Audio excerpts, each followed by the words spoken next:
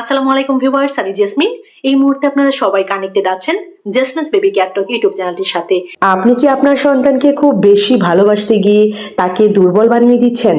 এই কঠিন পৃথিবীতে সফট বাচ্চারা টিকে থাকতে পারে না, আর এই ভুলটা আজকের 90% বাবা মা করছেন। আজকের ভিডিওটিতে আমি আপনাদের সাথে শেয়ার করব কিভাবে আপনার সন্তানকে মানসিকভাবে শক্ত, আত্মবিশ্বাসী এবং জীবনের চ্যালেঞ্জ মোকাবেলার জন্য প্রস্তুত করবেন।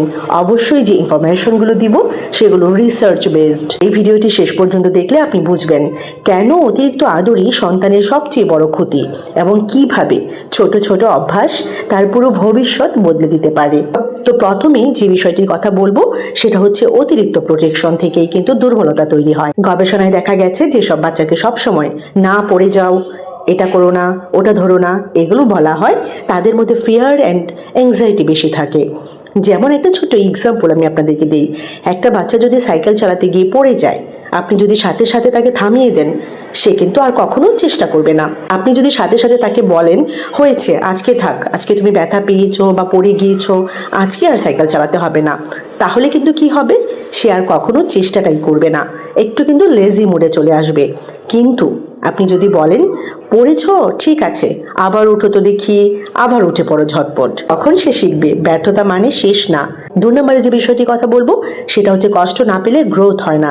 সাইকোলজি বলে ডিসকমফোর্ট ইজ দ্য কি টু গ্রোথ। যেসব বাচ্চা ছোটবেলা থেকে কষ্টের অভিজ্ঞতা পায় না, তারা বড় হয়ে ছোট সমস্যাতেই ভেঙে পড়ে। একটা রিয়েল লাইফ এক্সাম্পল আমি আপনাদের সাথে শেয়ার করি। 2 জন ছাত্র, একজন সবসময় সহজ লাইফ পেয়েছে, আরেকজন কষ্ট করে পড়াশোনা করেছে। ভবিষ্যতে কে বেশি সফল? 90% ক্ষেত্রে যে কষ্ট করেছে সেই কিন্তু। 3 নম্বরে যে বিষয়টি বলতে চাই, না বলা শেখান বাচ্চাকে। আজকাল বাবা মা সন্তানের সব চাওয়া পূরণ করেন, কিন্তু গবেষণা বলে যেসব বাচ্চারা না শুনতে শেখে তাদের সেলফ কন্ট্রোল এবং সাকসেস রেট অনেক গুণ বেশি। যেমন একটা উদাহরণ দিই, প্রতিদিন মোবাইল চাইলে সাথে সাথে দিয়ে দেবেন না। আপনি বলুন বা আপনি বলতে পারেন, আজ না, কাল পাবে। এতে কি হয়, সে ধৈর্য শিখবে। 4 নম্বর পয়েন্টটি কিন্তু দুর্দান্ত লেগেছে আমার কাছে। সেটা হচ্ছে রেসপন্সিবিলিটি দিন বাচ্চাকে, দায়িত্ব শেখান। যে বাচ্চারা ছোটবেলা থেকে কাজ করে তারা বড় হয়ে লিডার হয়। ছোট কাজ দিন বাচ্চাকে, তার বয়স অনুযায়ী, অবশ্যই এজ অ্যাপ্রোপ্রিয়েট, তার বয়স অনুযায়ী বয়স উপযোগী কাজ, ঘরের ছোট ছোট কাজ, যেমন নিজের বিছানা নিজে গোছানো, নিজের খেলনা নিজে রাখা, ছোট কাজ করা, নিজের ব্যাগে বই ঢোকানো। এতে কি হয়, এতে তার মধ্যে তৈরি হবে আত্মবিশ্বাস, দায়িত্ববোধ। 5 নম্বর যে বিষয়টি নিয়ে কথা বলবো সেটাও কিন্তু খুব গুরুত্বপূর্ণ। ইমোশনাল স্ট্রেংথ তৈরি করুন বাচ্চার মধ্যে। শুধু পড়াশোনা নয়, মানসিক শক্তি বেশি গুরুত্বপূর্ণ। মেন্টাল স্ট্রেংথ, এটা কিন্তু খুব বেশি গুরুত্বপূর্ণ। বাচ্চা যদি কাঁদে, সাথে সাথে থামাবেন না, তাকে বুঝতে হবে, ইমোশন হ্যান্ডেল করা শিখতে হবে। আপনি বাচ্চাকে বলুন, এটা বলতে পারেন, কাঁদা ঠিক আছে, কিন্তু সমস্যার সমাধানও করতে হবে। বাস্তব একটা অভিজ্ঞতা আপনাদের সাথে শেয়ার করি, একটা পাওয়ারফুল স্টোরি। একজন বাবা তার ছেলেকে সব সময় কষ্ট থেকে বাঁচিয়ে রাখতেন। ছেলে কখনো হারেনি, কখনো ব্যর্থ হয়নি। একদিন সে জীবনে প্রথমবার ব্যর্থ হলো, আর সে সেটা সহ্য করতে পারলো না, ভীষণ ভীষণ কষ্ট পেল এবং ডিপ্রেশনে চলে গেল। অন্যদিকে আরেকজন বাবা ছেলেকে বারবার পড়তে দিয়েছেন, ব্যর্থ হতে দিয়েছেন।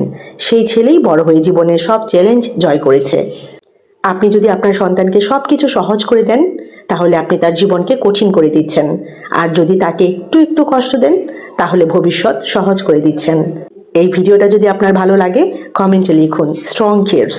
আর অবশ্যই কিন্তু লাইক করে দিবেন, শেয়ার করে দিবেন অন্যান্য গার্ডিয়ানদের কাছে, কারণ আমরা চাই আমাদের সন্তানরা শুধু ভালো না, শক্তও হোক। কেমন লাগলো আজকের ভিডিও অবশ্যই কিন্তু আমাকে কমেন্ট সেকশনে জানাবেন। আর এরকম ছোট বড় আরো অনেক ইনফরমেটিভ ভিডিওস পেতে চ্যানেলের সাথে কানেক্টেড থাকবেন। সবাই ভালো থাকবেন, বাচ্চাদেরকে ভালো রাখবেন। আল্লাহ হাফেজ।